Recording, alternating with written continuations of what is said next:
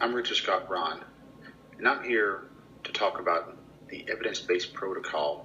This is a presentation it's a critical analysis of the literature, and this is the question of, does the overuse of Foley catheters in hospitals lead to an increase of catheter-acquired urinary tract infections?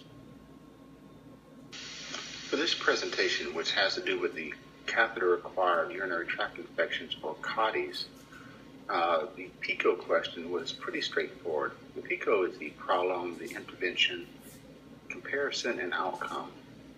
In this right here, we're trying to decide if the use of urinary catheters in hospitals was increasing the amount of CAUTIs. And national average, they actually did find that the UTIs did increase. And this is a national problem, not just a local problem. And one of the interventions they was actually doing was to educate the nurses about the problem of the hospital-acquired urinary tract infections. This increased the hospital stays, the medications had to be used, the amount of money that the patient had to be put out, and that, of course, decreased patient satisfaction. And they also want to do a comparison of the patient outcome with and without the Foley catheters. Did it increase with the Foley catheters or not? And that's one of the things that these studies looked at. And the outcome was they wanted to see if reducing the rate of infection acquired by the patients due to Foley catheters is the main goal, and that is actually a main goal of every hospital. And of course, with the decrease in infections, that increased the patient satisfaction and also helped get the patient out of the hospital quicker. This particular subject of CAUTIs actually had quite a bit of information on the internet, and I went through 4 different search engines to find out more information. I went to the Cumulative Index to Nursing and Allied Health Literature. I went to Gale, Medline, and ProCrest. And tons of information was out there. And I used just some simple keywords, which was nursing, research, and UTIs. And I used my limits, which was published in the last 5 years, clinical trials, nursing research. Of course, I used humans as the species, and I wanted full text, and I wanted the information put out in English. And thousands and thousands of sites or literature was at my fingertips, which was very helpful. The first article that I took a look at was a research article called "A Review of Strategies to Decrease the Duration of Indwelling Urethral Catheters and Potentially Reduce the Incidence of Catheter-Associated Urinary Tract Infections," or CAUTI. The purpose of this was to provide valuable information about reducing CAUTIs. In the article, they found that UTIs account for about 35% of all hospital-acquired infections, and 80% of these are from catheters. And with these UTIs, it also increased the hospital cost, patient dissatisfaction. The study also showed that unnecessary caths were 21 to 50% of these, and most of these were started in the ER. And they was able to pull together this information to get more information together about the strategies to decrease the length of time of catheters placement and help decrease the amount of CAUTIs in the hospitals. They also, what they did was they evaluated the current literature, and there's quite a bit of information out there. They actually picked up 53 different abstracts, but only 9 of these actually focused on the duration of time that the catheters were in. They they found that the most success they had was the ones that was nurse-led and also informatics-led. And through these two different processes, they helped reduce the CAUTIs and therefore decreasing the patient's hospital stays and increasing patient satisfaction.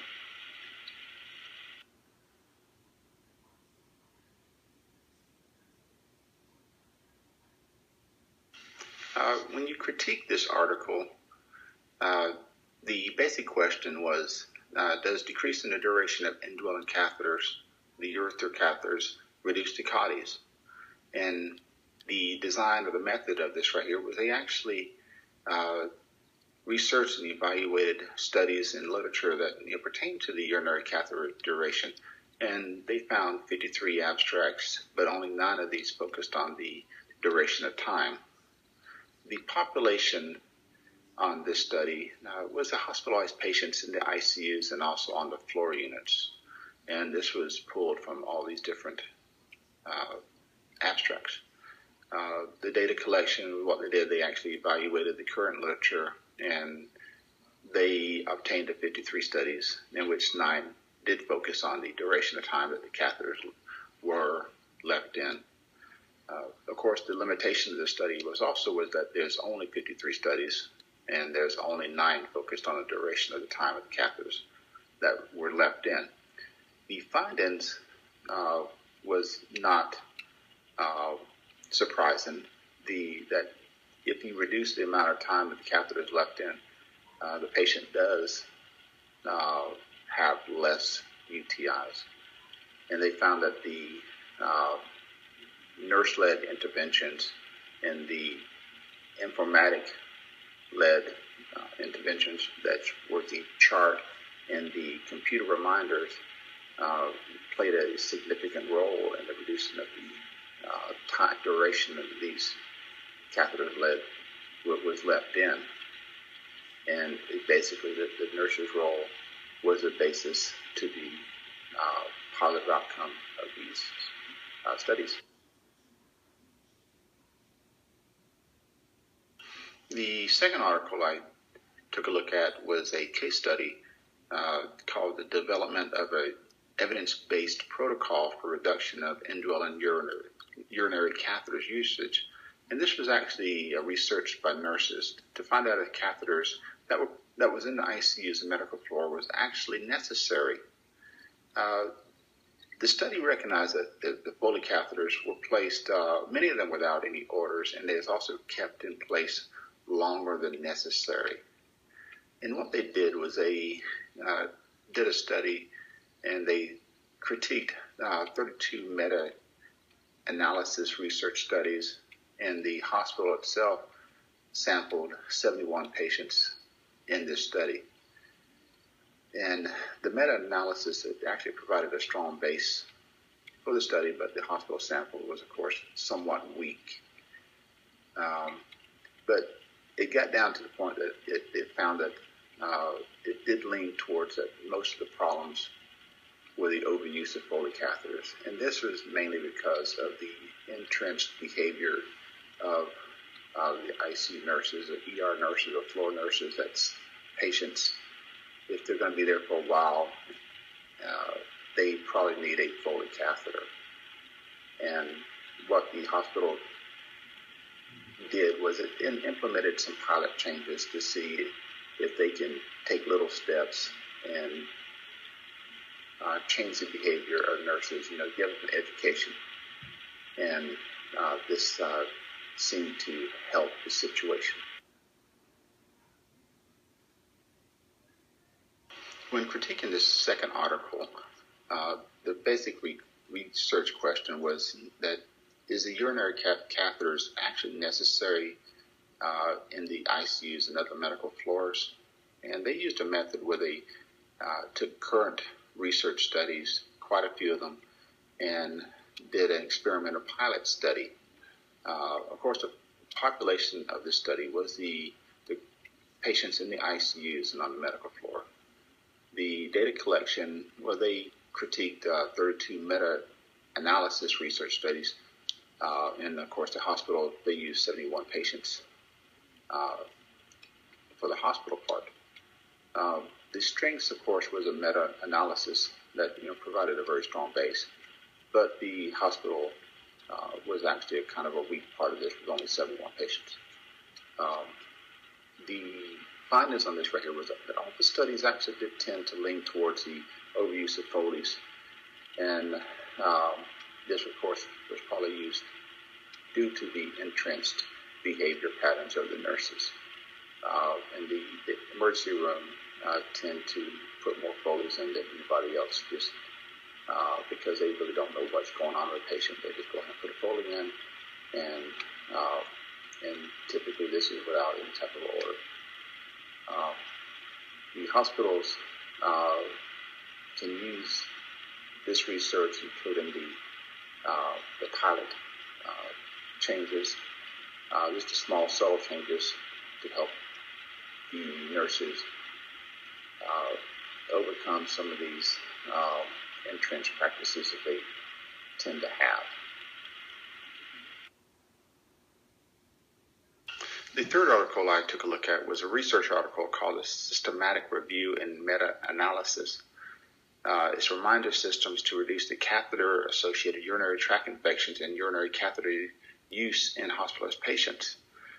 This right here attempted to answer the question about long-term and inappropriate use of catheters in a hospital setting. And of course, this right here was recognizing that there are some long-term standards that nurses used about long-term patients where they just put a catheter in them and just let them stay. And this right here was causing a high increase in CAUTIs. And this right here, of course, these hospital-based CAUTIs would be unpaid by the insurance companies. And it would also increase hospital stays and decrease patient satisfaction. This particular research used 6,679 different citations, in which 118 of these were actually studied, and 14 used stop orders to help decrease the length of time the catheters are to remain in the patient.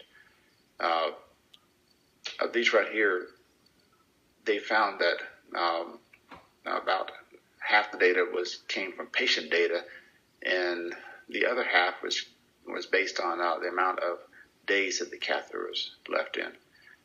This particular research lasted right around 1,000 days and covered thousands of patients. And of course, they found out that the use of stop orders and reminders in the chart proved to be a very positive impact on the amount of CAUTIs that was being found in the hospital. When critiquing this third article, the research question was basically, can the CAUTIs be decreased by interventions that facilitate the removal of unnecessary catheters? They looked at these 6,679 different citations, and they, of course, reviewed 118 of these, and 14 used stop orders, and it seemed that using these stop orders did help reduce the amount of CAUTIs in the hospitals. And the design and method of this right here particular article was they evaluated current research studies, which was 6,679, which is a very large study. And the data collection, of course, was to go over these, and they reviewed 118 of these, and 14 of them used stop orders, which had the stop orders in the reminder systems. Of course, the limitation on this was some of the data used patient data, and some of it used the number of days. On this particular study right here, they had used 1,000 days of research time for this study. And the findings was that the reminders and the stop orders that was placed in the charts did actually help reduce the CAUTIs by at least half. And of course, the implications for this study are to put the reminders in the